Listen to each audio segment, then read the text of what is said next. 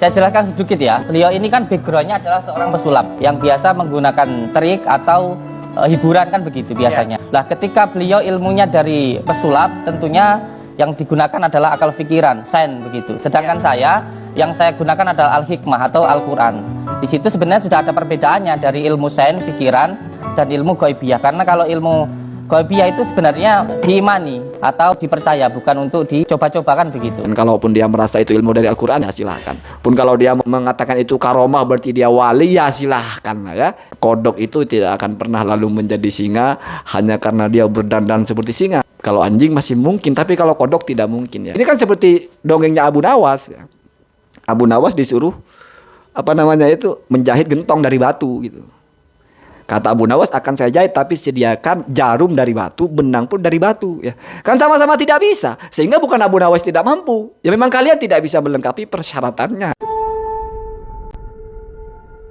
Assalamualaikum warahmatullahi wabarakatuh. Bismillahirrahmanirrahim. Allahumma sholli ala sayyidina Muhammadin wa ala alihi wa sahbihi ajma'in, amma ba'du. Ja'alana min ahlil khair fi kulli waqtin wahinin. Gus Udin ya, atau Mang Udin semakin dibicarakan orang, entah dihujat, entah di apa, faktanya semakin naik.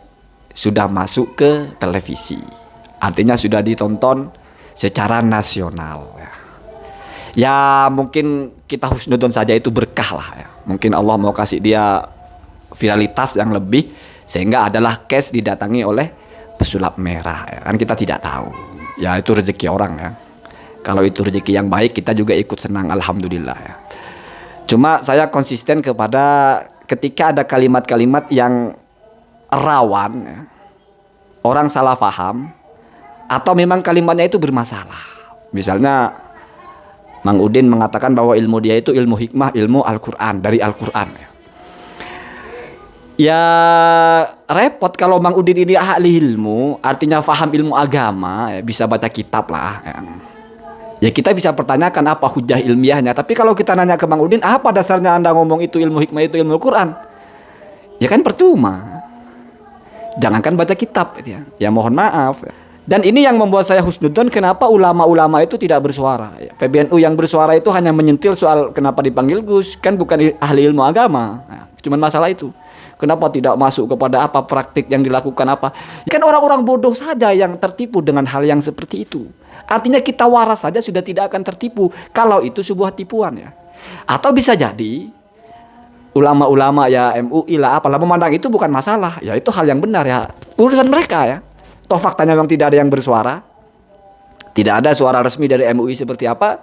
Ya bebas kita interpretasi. Apa Mang Udin ini dianggap tidak ada pelanggaran, ya biasa-biasa saja, atau dianggap sebuah pelanggaran tapi semua orang sudah tahu. Artinya kalau waras saja, orang sudah tidak akan tertipu. Sampai dengan tai ayam lah, masa negara atau gubernur atau bupati atau RT harus ngomong tai ayam itu bau, jangan dimakan, masa begitu kan? Enggak. Ya kita kasih kepercayaan masyarakat kita, tahu itu tai ayam ya. Ngapain kamu poles-poles kamu makan, itu tai ayam gitu lah. Bisa seperti itu ya.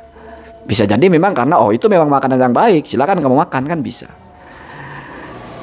Kalau sudah mengkait-kaitkan dengan Al-Quran, ilmu hikmah, ya kan ada falsafah itu. Kullun yadda'i ittisola laila wa laila lam tukirra bidzalik.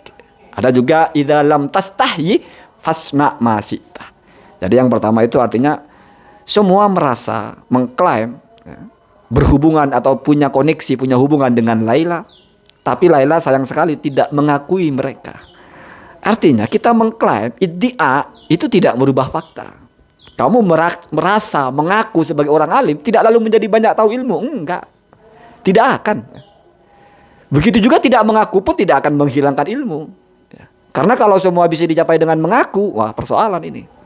Jadi misalnya Udin ini mengatakan bahwa kalau Marcel itu kan ilmu sulap, bisa dibuktikan karena itu sains, itu trik. Kalau saya ilmu hikmah, ilmu Quran, jadi harus diyakini saja, tak usah dicoba-coba. Ya kalau kita berpikir sedikit saja, lalu apa tujuannya itu di kontennya itu ada orang dibaca-bacain lah, terus disiram, terus diiris lehernya itu bukan dicoba itu, bukankah itu pembuktian sebetulnya kan begitu. Tetapi mungkin kalau masih mau mengelaknya ya, atau mau berdalihnya, yang harus dibuktikan kan tentang pengobatan santet ya. Wah, ini agak repot juga. Bagaimana cara membuktikan pengobatan santet? Berarti ada orang yang kena santet dulu. Pastikan dulu dia kena santet dulu. Bagaimana caranya? Untuk memastikan ini kena santet, bagaimana caranya? Jangan bicara mengobatinya dulu. Untuk memastikan ini kena santet, apa indikatornya? Kalau sudah mau bicara pembuktian. Jadi menurut saya tidak akan pernah ada di pengadilan kamu membuktikan kalau kamu mengobati santet itu dengan benaran. Dia paham bahwa tidak akan pernah dia dipanggil pengadilan terus disuruh membuktikan mengobati santet. Tinggal dibalik logikanya. Ini kena santet apa buktinya, Pak? Apa Bapak tahu siapa yang nyantet? Ya, terus kalau ini bukan santet ya ilmu saya nggak jalan. Kan tinggal begitu. Jadi bermain kata-kata, makanya Bang Udin pede saja ya. Nggak akan ada itu dibawa-bawa ke polisi pembuktian. Belum pernah ada seperti itu ya. Belum pernah ada ya. Kalaupun ada trik-trik yang keterlaluan, penipuan atau apa, sulap dianggap sebagai penipuan, itu pun yang Guntur Bumi dulu itu pun karena memang terbukti bahwa itu trik gitu ya. Ya tapi mungkin Guntur Bumi dulu ya tidak pernah berlogika begitu. Saya akan mengobati orang yang kena santet, tapi saya harus tahu dulu dia kena santet. Bagaimana cara saya tahu? Ya Anda yang harus buktikan ya. Artinya saya tahu itu saya pastikan dulu ini kena santet gitu. Kita pastikan dulu ini fix kena santet. Harus tunjukkan dulu siapa yang nyantet.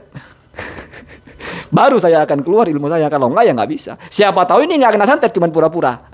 Kan muter-muter kata aja, makanya aman. Nggak akan pernah ada urusan ke polisi, itu nggak akan pernah ada ya. Mau berkuar-kuar, mau dilaporkan gitu, ya begitu-begitu aja. Ya. Kecuali mungkin lain kalau korban yang melapor, ya, merasa didolimi, ya, dia tahu persis itu hanya trik, tapi dibilang itu kesaktian atau apa sehingga terpedaya ya, mengeluarkan uang karena terpedaya ya. Secara fikih pun sudah kita pernah bahas bahwa itu ya tidak sah ya, haram, tidak dimiliki, tetap itu milik yang punya uang karena dia memberikannya karena tertipu ya, sama dengan orang beli mobil bodong lah, dibilang asli tapi ternyata bodong, surat-suratnya palsu ya, seperti itu saja ya. Jadi ini hanya akan terus semua sisi naik ya.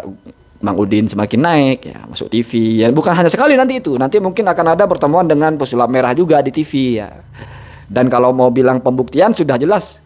Apa yang mau dibuktikan ilmu saya ini ilmu hikmah, ilmu Quran, tidak bisa dicoba-coba.